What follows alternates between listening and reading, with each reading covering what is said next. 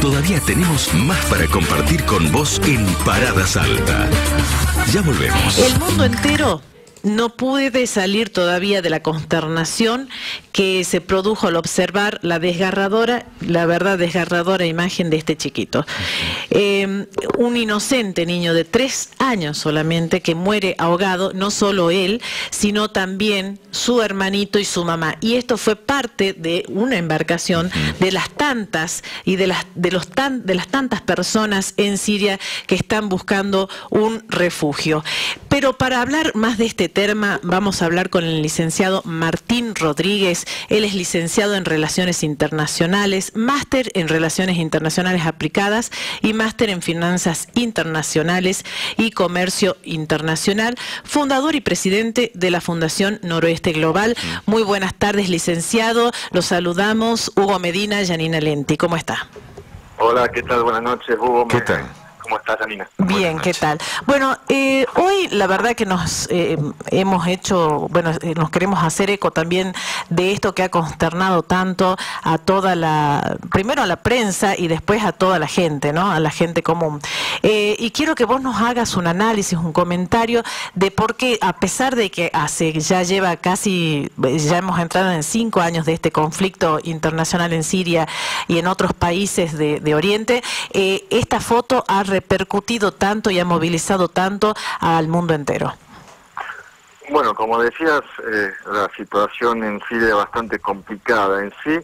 Es un conflicto interno que comienza allá por inicio del año 2011, es un poco colateral de lo que es llamado la primavera árabe, que había iniciado en otros países del Magreb, del norte de África, y que se extiende a Siria contra el gobierno de Bashar al-Assad.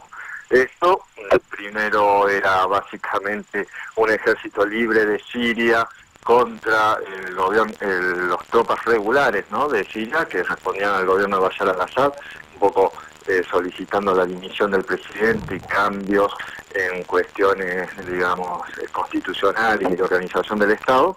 Pero lamentablemente todo eso se fue complicando mucho más. Fueron apareciendo nuevos grupos que son rivales también entre sí, como aparece Al-Qaeda, después aparece Al-Sham, el grupo Ahdar al-Sham, y finalmente ahora, a partir de julio del año pasado, es cuando surge lo que se llama el Ejército Islámico de Irak y de Levante, que ahora tiene el nombre también de Estado Islámico. Y básicamente el conflicto, en vez de ir solucionándose, se fue recrudeciendo. Hay acusaciones mutuas de uso de armas químicas.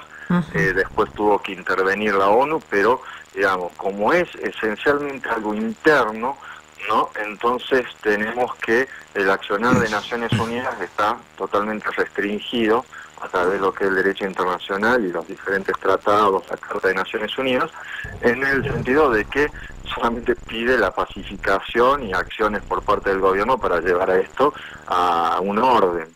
Pero el tema del ejército islámico justamente internacionalizó más la situación, porque el ejército islámico actúa no solamente en el territorio del norte de Irán, sino también en Irak, porque es un desprendimiento, ¿no?, del conflicto de Irak, de la invasión norteamericana en el 2003, y básicamente los líderes del Estado Islámico son antiguos comandantes de ejército de tropas de las tropas de Saddam Hussein. Y acá tenemos por fondo, y por eso también es bastante difícil de analizar, son las diferentes ramas del Islam que están enfrentados y los diferentes grupos. Básicamente, por un lado tenemos lo que es Siria, que son chiitas, y que en el apoyo internacional y regional estaría sobre todo Irán, que también es un régimen chiita, y el grupo Hezbollah, ¿no?, que está actuando en el Líbano, pero que forma parte también del gobierno del Líbano, con lo cual también es complicado, porque es un grupo que para algunos países, para la Unión Europea y los Estados Unidos, es un grupo terrorista, pero al mismo tiempo forma parte del gobierno a través de, ellos tienen una república parlamentaria, con lo cual accedieron a elecciones y conforman también el gobierno.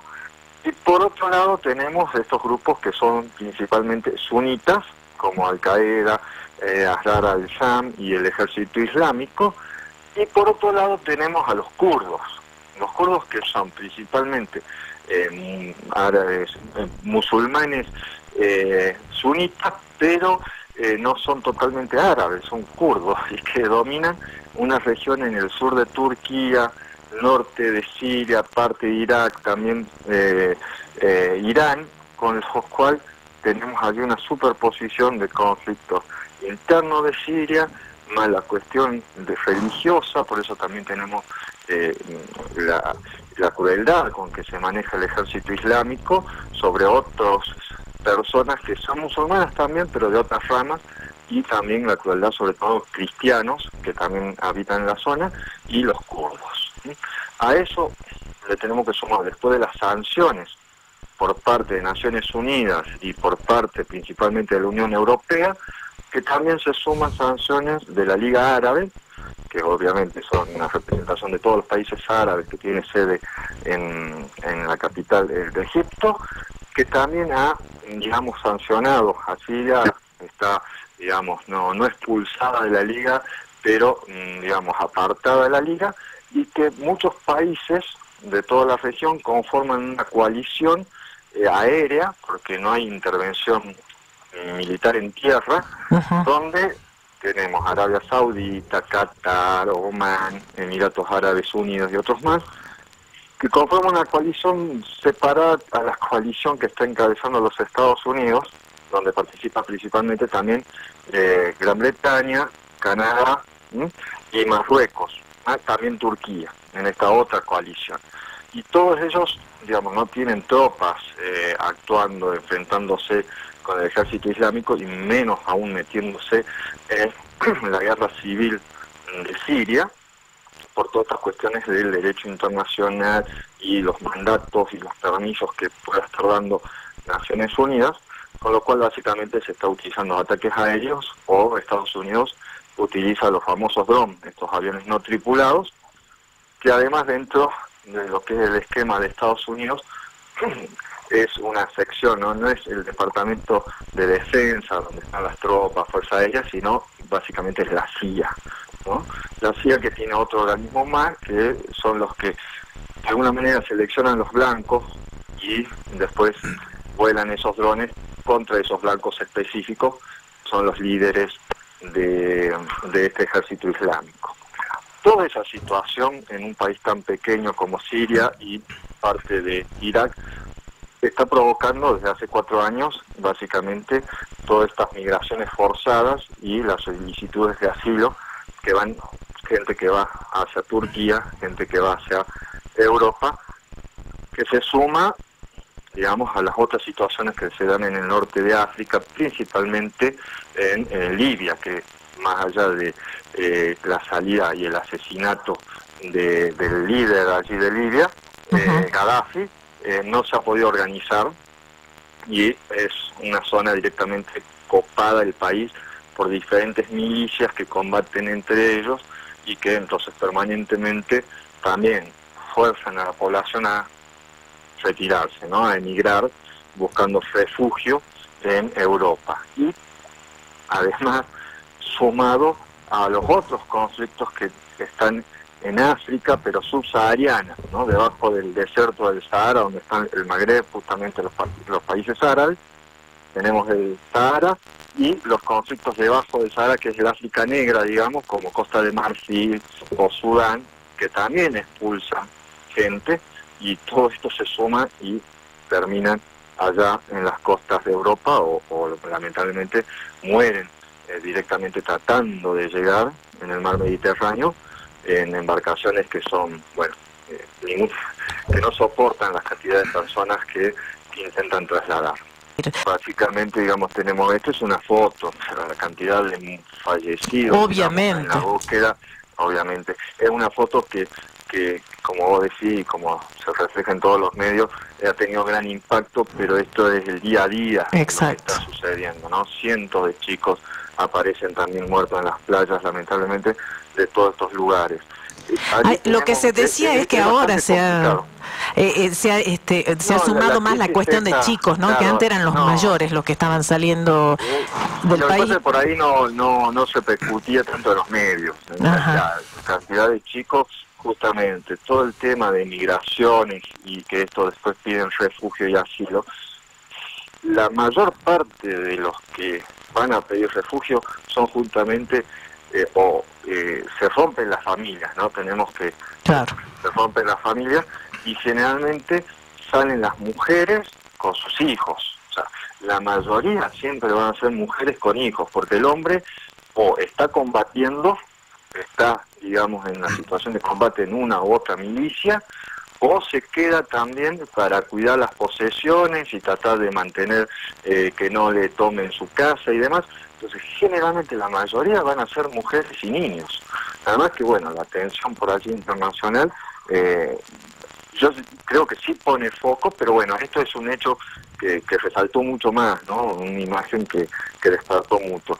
El tema es que, bueno... Tendrá que ver que esta foto, el niño estaba como muy occidentalizado, digamos, en su vestimenta, y que esto... Hasta puede ser, efectivamente, hasta puede ser, ¿no? En esa situación, digamos, que cuando se trata de un chico negro, africano, exacto, o muy, digamos, de otra cultura, no toque tanto y no pegue tanto, ¿no? Pero bueno, esa es una imagen. Pero yendo a lo que se está movilizando, ya desde hace unos cuantos meses, digamos, los gobiernos europeos están teniendo mucha presión de la población, pero entre ellos mismos, porque acá tenemos que esta gente que migra hacia Europa pide refugio. Son dos cosas diferentes en sí a cuestiones de derecho internacional, lo que es un migrante y lo que es un refugiado. O sea, un migrante que pide asilo y se convierte en refugiado. Un migrante puede ser un migrante interno, digamos, un cordobés que viene acá a Salta a vivir, como mi familia, y eso no altera nada. Un migrante forzado, una persona que se ve obligado a movilizarse, puede ser también interno, que es lo que sucede justamente en esta región, que van huyendo de los ataques que van produciendo los diferentes grupos islamistas y se asientan en otro lado, pero en el mismo país. Ya, cuando sale del país puede ser un inmigrante, digamos, que no pide asilo, o puede ser una persona que se va a vivir a Estados Unidos, es un migrante simplemente que se va por razones económicas, no es que corra en riesgo su vida. Sí. Pero aquella persona que migra a otro país porque, digamos, corre en riesgo su vida por sus ideas políticas, por problemas de género, por su religión, y pide asilo, ahí entra a jugar, digamos, otros andamiajes jurídicos, diferentes convenciones internacionales sobre refugiados, y, digamos, hay una serie de elementos, por un lado, que tiene que tratar de cumplir la persona que pide el refugio, y después hay obligaciones por las que han asumido los países que han firmado y ratificado esas convenciones. Por eso, por allí es medio difícil, o es muy fácil, digamos, decir que mal que actúa Europa y que rechaza, o en estas imágenes no saber todo lo que pasa después. Es una cuestión complicada.